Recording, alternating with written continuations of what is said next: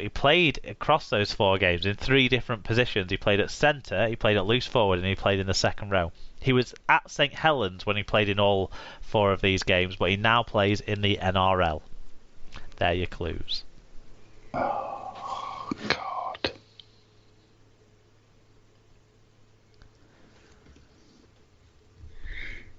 So he's still playing? Yeah, in the NRL.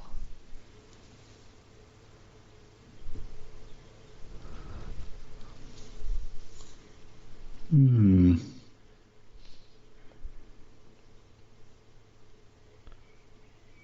don't think I'm going to get this one. He played at the weekend in the NRL. Saw a lot of players this weekend. He didn't play in any of the positions that he played for back then. Centre, loose forward, or second row. Loose forward is probably the closest match to what he plays now. Go on, you'll have to tell me. It was Isia Soliola. Oh, of course. Yeah. Okay. Question 3. Which former Samoan? No, hold on. Which Samoan-born former St Helens winger holds the record as the top try scorer for the Exiles with 4 tries in 3 games played? Ooh, I'm not sure. Give me his Pacific nation again. Which Samoan-born former St Helens winger holds the record as top try scorer for the Exiles with 4 tries in 3 games?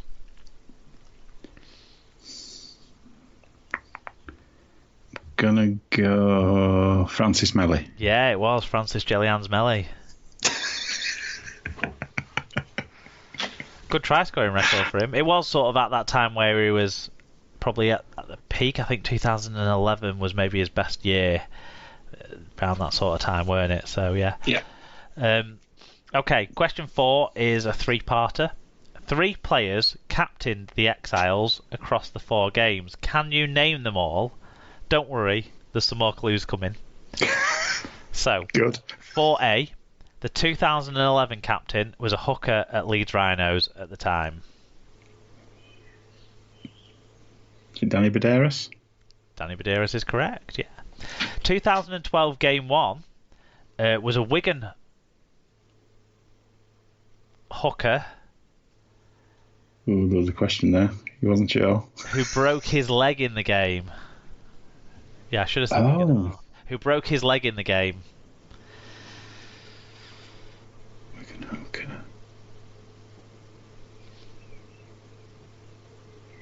Oh, God. Yeah, I should have said Wigan half.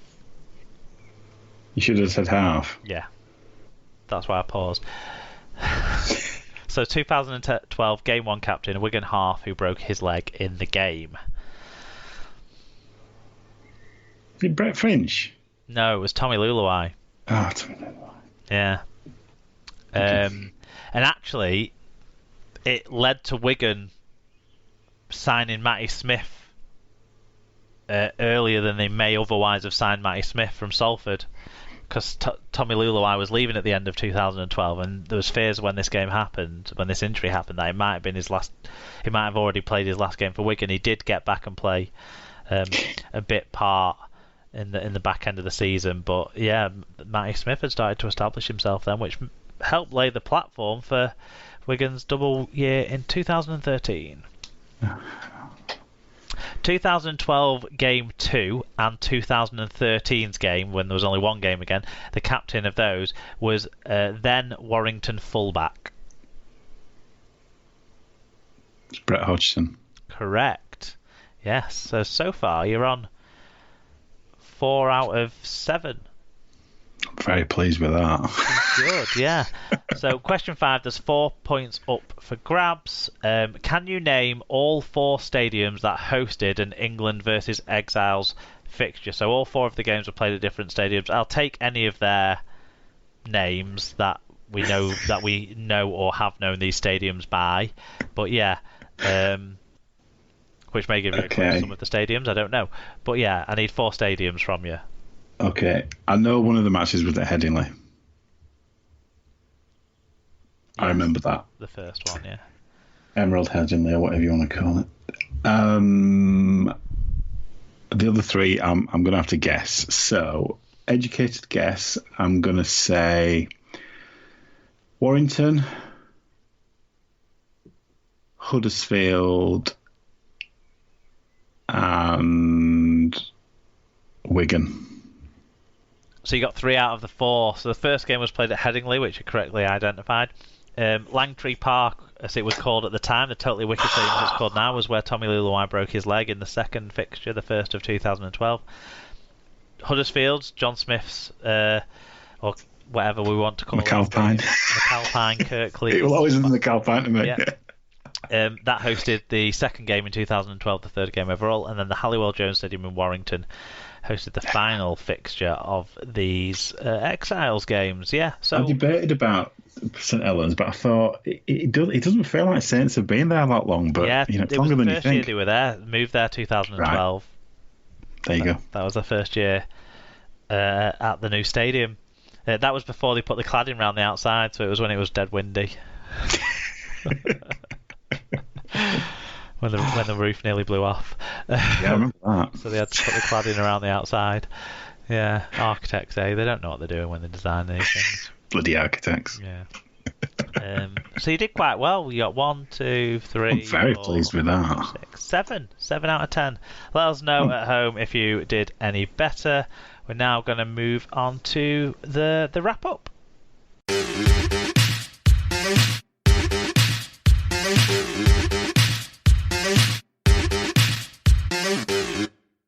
So we've reached the end of what we might even call a normal show. Maybe. It's felt pretty normal, you know. There was stats, there was current matches being reviewed. You know, it went news and then reviews. It felt pretty normal. Yeah. Rob was boastful about Cass. It's completely normal. Yeah, talked about people pissing it. There was only 2 of us. Yeah. Very normal. The new normal is that's the new phrase, isn't it? It's the new normal, not the unprecedented situation or crisis. It's the new normal is the phrase, the go-to phrase. Well, how's your life been then? How's your new normal life been in the last week since we last sat around our computer screens and our microphones? Very much the same as the week before and the week before that. So no feel of lockdown easing, you know, no trips now that if they can do it, so can we, or anything like that.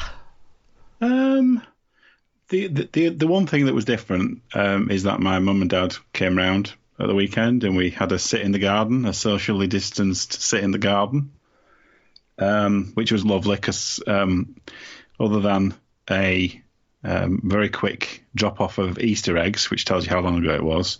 Yeah. That's the first time I've seen them other than phone calls. So that was really nice. We're very lucky that we've got a garden that we can accommodate people in, and that I'm grateful for that, and aware that not everyone's in that kind of circumstance. But that was really good. So that I suppose that's my highlight really, because it was a change to the routine. So was that technically breaking lockdown rules at the time? What? How is that breaking the rules? I don't know when the rules changed so that you could have people in your garden. I don't know when that rule changed. That's all. I don't know. Well, it turned out they were just guidelines anyway. If Dominic Cummings can go to Sydney, if Tim Griffiths can go with him. Yeah. Yes, well, it may have been a stretch of the rules, but it was all the better for it. So no, definitely, yeah. Yeah, it's nice. I think I've noticed that happening quite a lot. I've seen or been aware of that happening quite a lot. I know my mum spent some time with one of her friends in the garden at the weekend, and next door had some friends round in the garden, a couple of people socially distanced to admire their new patio and that sort of stuff. We had a couple of maybe changes to the normal. we had a guy around to look at getting a quote for new fences. So all socially distanced, of course, but and he had to go into the garden, couldn't come through the house to get to the garden and all that stuff. But yeah, so that was good. It's someone we know, someone Emma has worked with quite a bit in the last year and a half or so. So it's someone she knows. So it was nice as well to see him. He was so fucking tanned. He was like, well, what else am I gonna do? So what else am I gonna do? But yeah, so that was cool. And we ventured on the motorway for the first time since. Well, it's the first time I've been on a motorway since driving home from Salford versus Wigan, the sort of final weekend of Super League fixtures. We went to. We didn't leave Lancashire though. But we went walking, and sort of out the back of our house, you can kind of see some of the Western Pennine moors, and we were sort of look at them and. I was like, well, why have we never walked up them that much? We've been a couple of times to some of the places, but yeah. And then Emma was quite excited at the idea that we might be able to see our house. I said, just because we can see the hill from our house, it doesn't mean we'll be able to see our house from the hill. Doesn't necessarily work the other way. A very different shift there between. And when we were sort of up the top, she was like, can we see the house? I was like, we can barely see that house there in that valley. How do you think we're going to see our house 35 miles away? But yeah, that was really nice to get out in the outdoors and do some exercise, kind of taking on, heeding kind of what Sarah recommended people should do a bit last week, now that things are a little bit more eased and stuff. As long as we're being sensible and staying alert and stuff, we can do a little bit more, can't we now? And that was the thing that we chose to do, which we planned to do it the weekend before, but the wind kind of shut that down. So but yeah, it was really nice. There was some people flying kites up there. It wasn't, we went to a place that we knew wouldn't be super busy because we'd seen on social media and stuff about some of the Yorkshire Dales car parks being rammed full and beaches being rammed full, and like, seriously, people, fucking hell, take a carrier bag to put your rubbish in, don't let it blow around. It's bad enough out the back of our house where there's a playing field and people have dropped litter or whatever walking through the park or whatever, and it's kind of all blown to behind the back of our fence, and I only cleaned that out at the start of lockdown, and now it's all full of litter again. But yeah, that's what we did. We walked up Parlick and Fair Snape Fell in the forest in the Trough of Bowland, but on the edge of the Bowland area. But it was nice. It was really nice. Yeah, it's good. It's good that anything that feels slightly normal, the kind of thing that you do kind of as a family or as a couple, that kind of stuff, it really, really helps when you're 12 weeks in. Exactly. And watching a live game of NRL with George Williams ripping it up, and then going for that walk, and it did feel closer to normal. That's good. Closer it's really to good. Normal, yeah. And I'd got quite drunk on Friday night with my friends, but all on different, all at the other side of our laptops, but still, that was quite good too. Yeah, I didn't have a beer on Saturday or Sunday because I thought, this is getting too much. This is. Any recommendations from you? I do have a recommendation, and it's a film recommendation. It's something that Anna and I saw. We saw it in 2 sessions because it's nearly 3 hours long, and we struggled to find 3 hours to fit something like this in. But we watched a documentary called Hoop Dreams. It's a classic documentary, mid-90s, set in the US around Chicago. It's a very seminal documentary, very well-known, very award-winning, and it follows 2 kids and their dreams to become NBA players, and their challenges of life living in kind of the projects in Chicago. It's absolutely fascinating and really, really well worth a watch if you get the chance to see it. sort of, I guess, people who have been getting on the Last Dance, the Michael